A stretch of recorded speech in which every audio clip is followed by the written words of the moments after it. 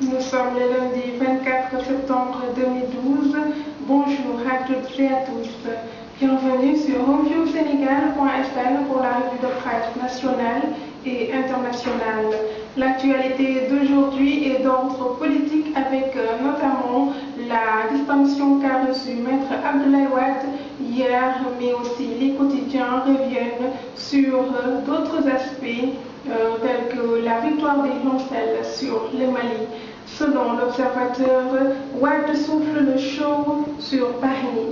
Hier, Abdoulaye Wade a reçu un nouveau prix qui lui a été décerné par le Forum de la Renaissance africaine FORA à l'hôtel Trianon de Versailles qui a prêté la manifestation.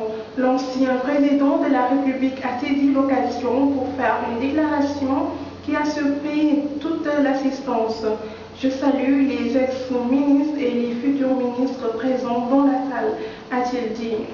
Sur demande du Fora, Wade, qui croit toujours aux idéologies, a aussi accepté de ne plus parler des affaires du Sénégal et de s'ériger en sage de l'Afrique.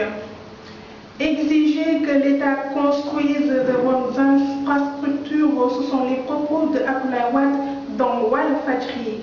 Il a aussi soutenu que s'il a réussi, c'est parce qu'il est un intellectuel. C'était hier, lors de la remise de distinction à Paris. Souleymane Ndéné Ndiaye boude l'hommage rendu à Wade en France, rapporte le quotidien. L'ex-premier ministre affirme que c'est un prix bidon, c'est une mascarade. Hier, Versailles était comme Sorano, le folklore n'a pas manqué à la cérémonie. Des batteurs de tam-tam, des chanteurs d'éloges, tout le monde était invité, un véritable tohu-bouri. Le président Wade semble avoir eu besoin d'une telle cérémonie. Il a exulté comme si les flashs et les louanges qui lui manquaient depuis qu'il a quitté le pouvoir. Mais le dernier premier ministre de Wade, Souleymane Ndéné Ndiaye, a préféré s'occuper de sa visite privée au lieu d'assister à ce qu'il considère comme un prix bidon.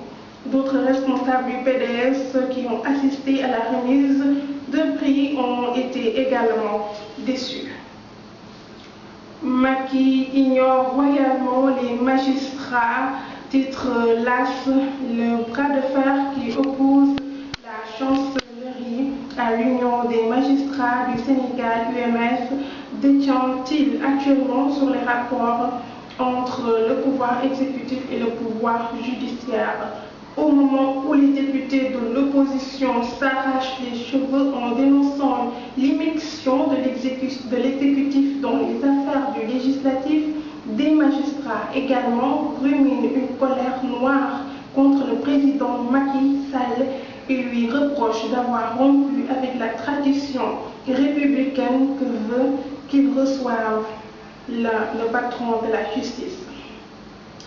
Selon Le Soleil, près de 4 milliards de francs CFA sont destinés à la protection sociale à Dakar et à Kaolack.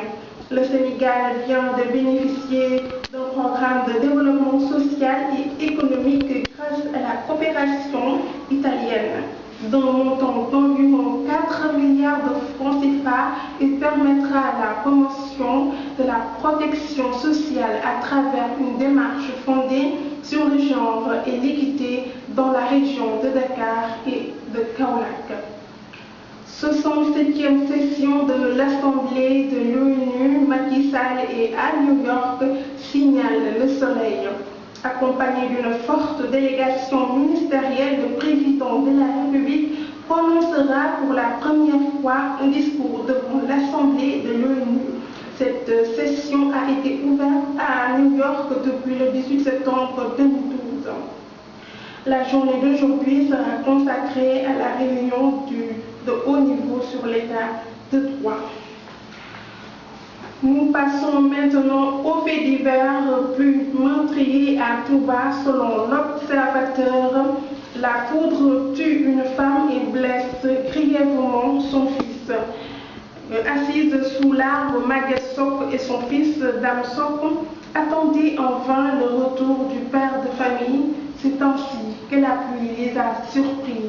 La mère de famille Maguette Sok a été électrocutée et son garçon sauf 21 ans, s'en est sorti avec une perte de connaissance.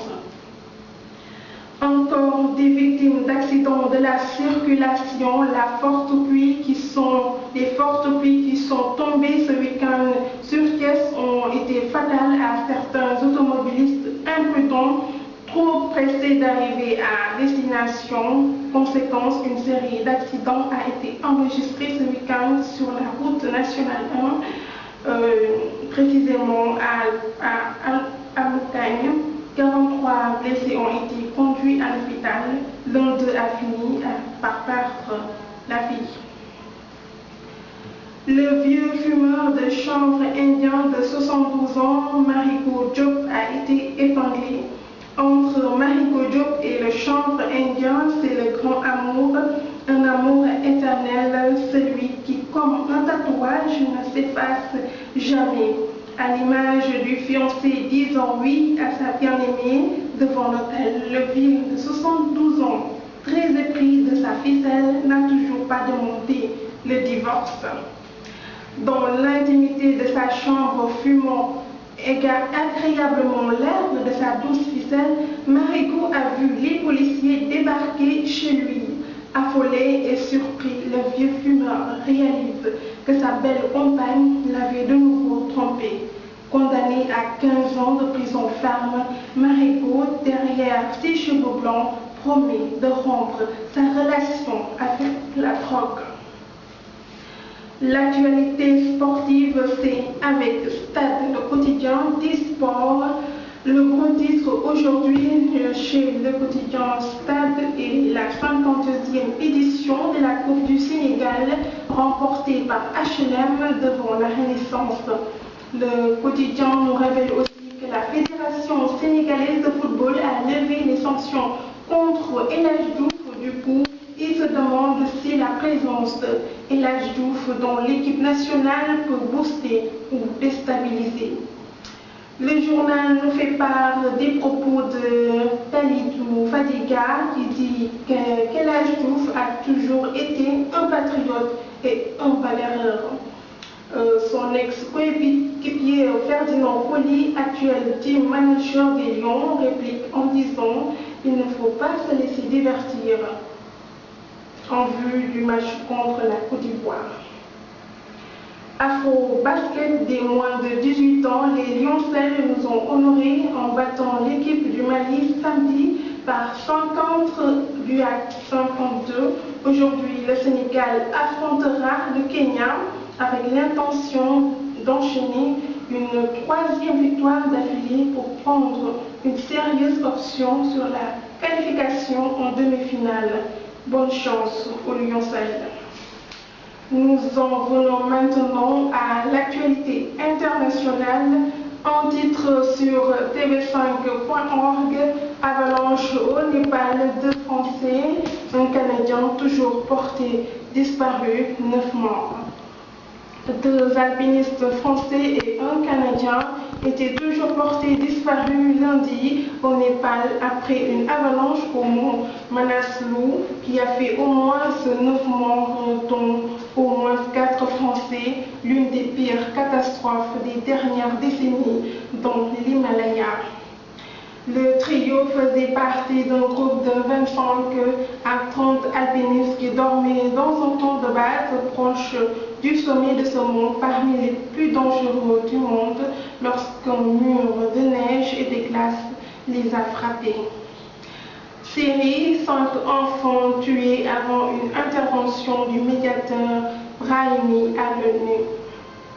Au moins 5 enfants ont péri lundi en Syrie, notamment dans des raids de l'armée de l'air sur des immeubles résidentiels à Alep, à quelques heures d'une intervention du médiateur Lakhdar Brahimi devant le Conseil de sécurité de l'ONU. Plus d'1 million de déplacés à cause des inondations dans le nord-est. Des inondations et glissements de terrain dus au puits de Mousson ont jeté plus d'1 million de personnes sur les routes dans le nord-est de l'Inde. où les autorités craignent une crise sanitaire, a annoncé lundi l'Agence indienne de gestion des catastrophes naturelles. Espagne, incendie près de Valence, quelques 2000 personnes évacuées. Quelques 2000 personnes ont été évacuées de leur maison dans plusieurs villages de la région de Valence, dans l'est de l'Espagne, où un important incendie s'est déclaré dimanche, ont indiqué lundi les services d'urgence de la région. L'ex-superflic de Bokile, Wang Jilu, écope de 15 ans de prison. Auteur des révélations ayant provoqué la chute de l'apparatchik Bokile, super policier, a été condamné lundi à 15 ans de réclusion pour défection, corruption et abus de pouvoir. SFR annonce le lancement commercial de la 4G et remodèle ses forfaits. L'opérateur SFR a annoncé lundi qu'il était le premier opérateur français à lancer commercialement la téléphonie mobile 4G à Lyon fin novembre et a dévoilé des forfaits mobiles remodélés afin d'intégrer les nouvelles possibilités technologiques développées sur son réseau. C'était tout pour l'actualité nationale et internationale. Nous vous remercions de votre aimable attention et nous vous donnons rendez-vous demain sur audiosénégal.fm. Au revoir.